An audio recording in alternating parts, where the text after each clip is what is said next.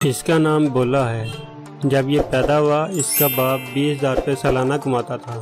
नबीना बच्चा देखकर लोगों ने मशवरा दिया कि इससे जान छुड़वा लो, किसी इदारे में छोड़ आओ, लेकिन बाप न माना।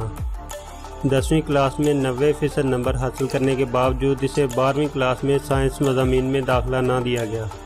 इसने रियासती हुकूमत को अदालत में घसीटा और 6 माह केस लड़ने के बाद वो आखिरकार केस जीत गया और 12वीं जमात में साइंस के साथ 98% नंबर हासिल किए। जब भारत में बड़ी बड़ी यूनिवर्सिटीज़ ने इसे दाखिला देने से इनकार किया तो इसने बैरून मुल्क जाकर अपनी पढ़ाई जारी रखने का सोचा।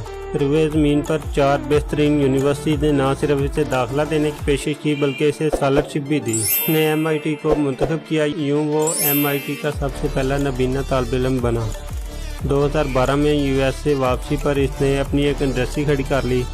आज इसकी इंडस्ट्री में 60% लोग या तो गरीब या फिर मजदूर हैं, पर इन गरीब और मजदूर लोगों के बावजूद इसका सेटअप 60 करोड़ का बन चुका है।